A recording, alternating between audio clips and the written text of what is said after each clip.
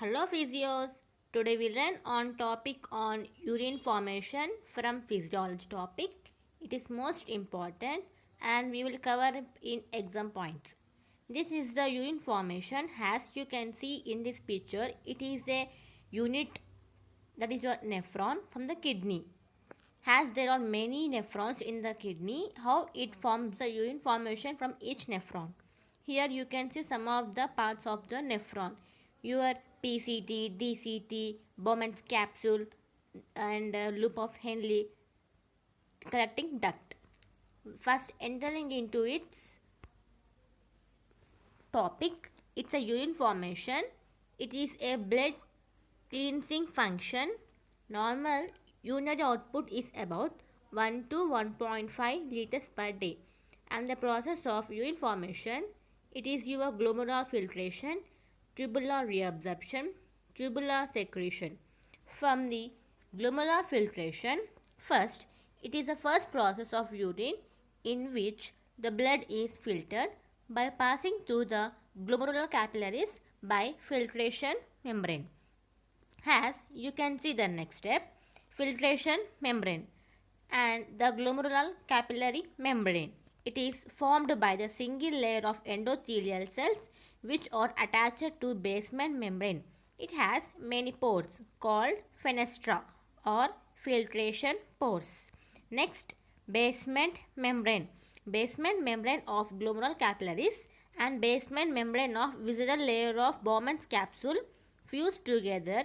It separates by endothelium of glomerular capillary and epithelium of visceral layer of Bowman's capsule.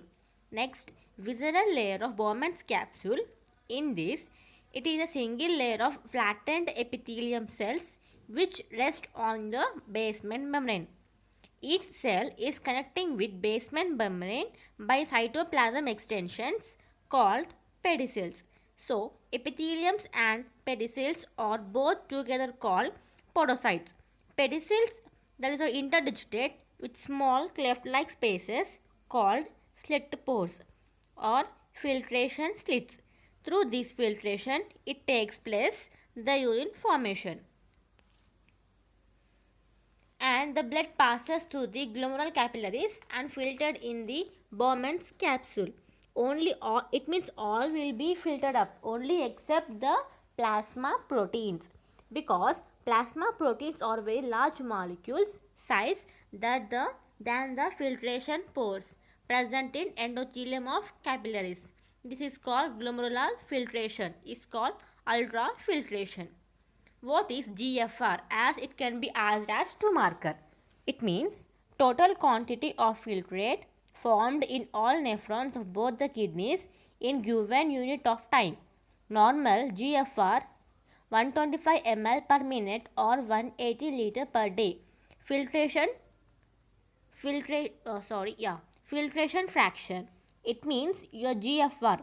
It is about 125 ml per minute or 180 liter. It means filtration factor. It can be measured GFR by renal plasma flow into 100. If GFR it is about 125 ml by renal plasma is 650 into 100, we will get 19.2. So the normal value is 19.2. That is your filtration fraction.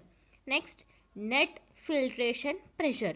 This can be calculated by glomerular capillary pressure minus colloidal osmotic pressure plus hydrostatic pressure in Bowman's capsule.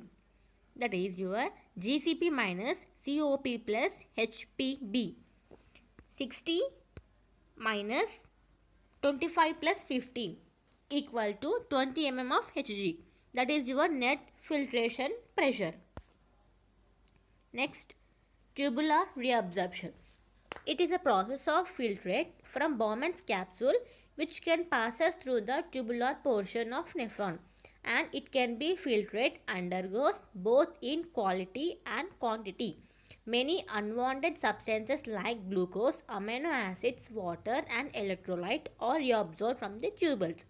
Here there are some of the routes of reabsorption, that is transcellular route and paracellular route. Your transcellular route, it means tubular lumen to the peritubular. That is, your tubular lumen, it enter into the tubular cell through apical surface of cell membrane. Then tubular cell into interstitial fluid. Interstitial fluid into capillary. Then paracellular route. It is from tubular lumen into interstitial fluid. Interstitial fluid into capillary.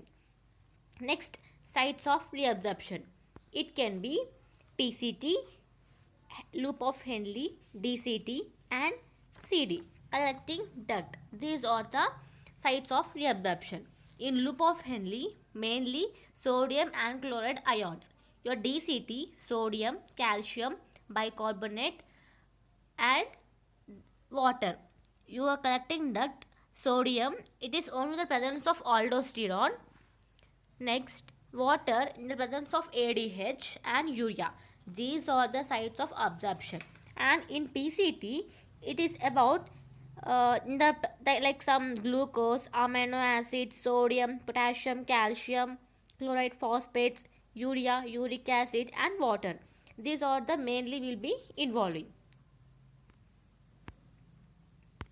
Next, there will be a degree of reabsorption. In this, there are para amino hupric acid and amino derivatives penicillin. These are secreted by your potassium ions in PCT, DCT, CD, ammonia in PCT, H plus ions in PCT, DCT, urea in loop of Henle. So these are the steps we'll be seeing in this. Next,